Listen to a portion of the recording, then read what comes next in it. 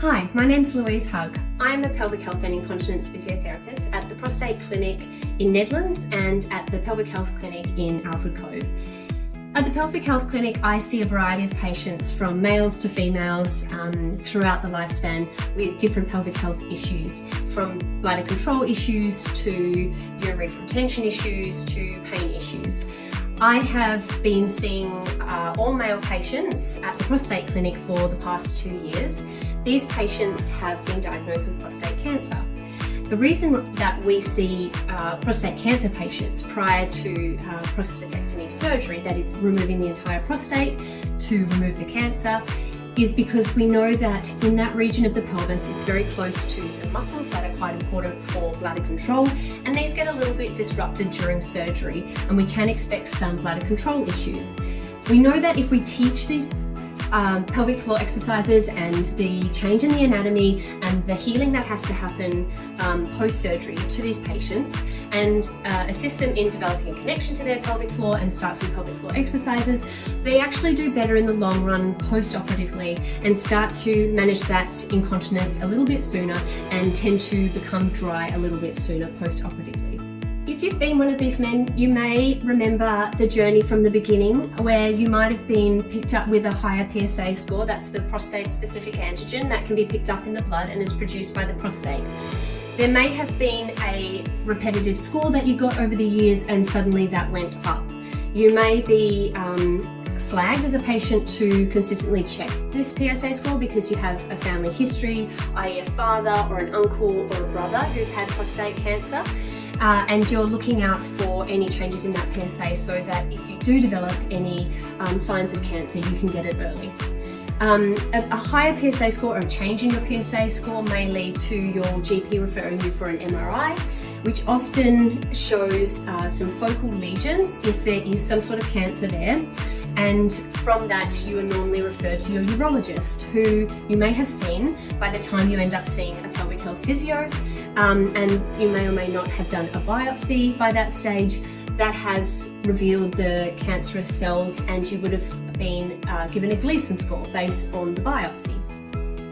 After receiving this Gleason score, your surgeon will confirm with you that you have cancer in the prostate gland and suggest potentially a couple of options. One may be radiation, and the other option may be a radical prostatectomy, which is in removing the entire prostate gland while the cancer is confined within the gland and removing the cancer itself.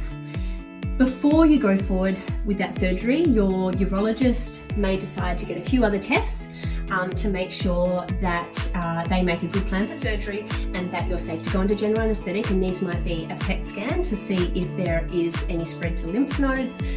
You may also get a CT angiogram just to see how your heart is performing, or a stress test to see how your heart will perform under general anaesthetic. And your urologist will generally do a flexible cystoscopy that's sometimes done under general anaesthetic with your biopsy, or you might do it under a local anaesthetic with the urologist, and while you're awake, and you'll just breathe in some gas and the urologist will talk to you through what he's looking at, which is generally a scope to look inside the bladder, travels up through the penis to have a look at the inside of the bladder and look at the health of the bladder. Your urologist at this time may show you the base of the bladder as well, and the funnel shape that needs to be there at the base of the bladder for good laminar flow and flow rate down and out of the bladder. The other thing the urologist can show at this point is drawing the camera back to behind the prostate gland, where you will see what the prostate looks like on the inside of the urethra, and then the sphincter that wraps around the prostate. And he'll ask you to squeeze and let go, as if you were stopping and starting the flow of urine. At this point, you can see how that sphincter works and closes that urethral canal, occludes it to help stop the flow of urine, and that is bladder control.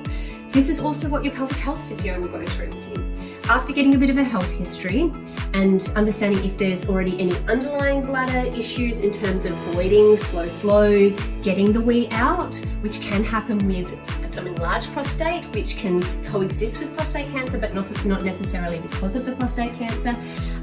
They'll show you with an ultrasound, which is a slightly different perspective to the cystoscopy, which you're seeing from the inside. The ultrasound looks through your tummy at your bladder and has an image on your bladder of the screen. We know that the pelvic floor sits underneath the bladder, and as the pelvic floor squeezes, we might see see the bladder lift up at the base and then relax back down. And you know how you're feeling from the cues that the physio has given you. They will tell you to squeeze at the base of the penis as if you're drawing and retracting the penis, or squeezing as if you are holding onto a wee and then letting go, or squeezing and lifting up through the testicles and then letting go. And then you will see on that screen that bladder should rise and then fall. And we also look out for any other muscle compensation patterns, such as using upper abdominals, obliques, gluteals, or inner thighs. And we'll cue you to say, no, you need to relax those muscles because that creates a downward pressure through the bladder, and the pelvic floor has to work against that downward pressure. So we want to really learn how to isolate that muscle on its own. So at my 2 clinics, I'm normally seeing patients after they've had those tests that I've mentioned. They've had their last test generally being the cystoscopy, and we know what type of cancer they've got, whether it's a slow growing cancer or if it's a more aggressive cancer, and we know how close surgery is coming up. So I will normally go through your health history, like I said, a little bit about your bladder. Are you already having some bladder issues, or is it not an issue at the moment? What's your fluid intake like? So I know how that's going to affect your bladder post-operatively. Is there any advice that I need to give you on that, or is it sort of sitting at normal levels as something that I would have you on post-operatively anyway? I also want a bit of a bowel history, because if you suffer from any sort of constipation, this needs to be something that you manage post-operatively. Generally in the hospital, they are very good at managing bowels because they know that you don't want that first bowel motion to be a really firm bowel motion and push and strain down on that surgical area. They'll generally give you some stool softeners, which is some powder diluted in water, before you even start to have bowel motions. Usually you do a bowel prep before surgery. It's a small bowel prep that you do in the morning before, and then you have dinner the night before surgery, and then you're going in the following day. So you've emptied the lower half of bowel, so your dinner might be sitting at the top, but it's going to take a little while for that to work through. Because you're going under general anesthetic, and you might have some codeine medication for some tenderness through tummies and incision points, those things can slow down colonic transit a little bit. So having the Movicol is really important to soften whatever is moving down. It's not going to make it race through, but it's just softening whatever's moving down, so that by the time you get to about day 3 or 4 and you have your first bowel motion, and you're usually back home by this time, it's nice and easy and you don't feel like you're pushing down and putting any pressure on the surgical area. You will continue this for 6 weeks post-operatively, and this is something that I include in my education. So after I've gone through all of that and giving you your pelvic floor program, that is the focus of the first appointment, getting that connection and being able to do a little bit of a repertoire with your pelvic floor exercises. Can you do short contractions and quickly squeeze and let go? And can you do some long contractions and have the endurance to hold on? At my second appointment, I normally make that a little bit closer to surgery. What I want to go through with this is pre-op education for the post-op period. I want you to feel confident about the journey ahead in starting to manage your bladder control issues. Know that 90% of men will have some sort of leakage after the catheter comes out. Know a little bit about that period that the catheter is in, how you manage that. The nurses are fantastic at the hospital, so it's more just about reminding you to keep it clean. Acknowledge that it's uncomfortable, but as soon as you start to get used to it, you're going back to the hospital to get it taken out again. And we don't want you doing any pelvic floor exercises while you've got that catheter in, so that's an important time for me to give you that education. I will tell you what kind of pads to go and get, what you'll sort of roughly start with so you feel prepared with that, and how to balance some rest period, which isn't necessarily sleeping, it's lying down just to completely recline the body and take all the gravitational pressure off the bladder, off the pelvic floor, off the surgical side, so that it can get a nice rest. And this can be sort of an hour period in the first week, morning and afternoon, and then go down to a half an hour period. I talk a little bit about other things, anything that generates pressure through those abdominal muscles that might put pressure down through the pelvis. So this is sitting up from bed. So instead of doing an ab crunch to sit up, rolling over onto your side and protecting that pressure in your tummy, but also protecting the wounds and those 5 incisions that you have from the arthroscopes. I also talk about we want to be mindful of stresses in your life, because psychological stresses, mental stresses can cause us to tense our abdominal muscles. And if we're going back to work too soon and we're in a high-paced a managerial role or a physical and active job, we don't want to go back too soon to that, because that's going to put extra pressure while you're still healing.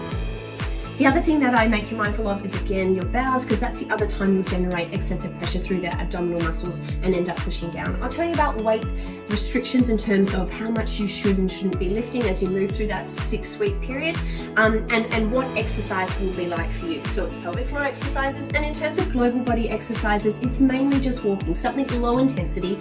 We can't go and swim, even though that's low intensity, because you have incisions that are healing, and we can't jump on a bike, which wouldn't put too much pressure or load down through the pelvic floor, but it is going to put pressure upwards from the bike seat, and that's just not comfortable, and things are still healing, so we don't tend to think about that until after that 6-week period.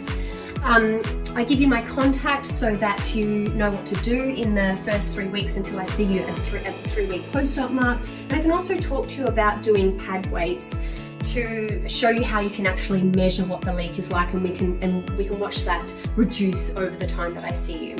I hope to give you the feeling that you have guidance throughout the period, and that you're got a good idea of what you want to do for the first 3 weeks to optimize healing, to still participate in life to a certain degree, to make sure you don't feel like you need to be completely sedentary, but to also know where to sort of place restrictions on your physical activity so that you don't overdo it.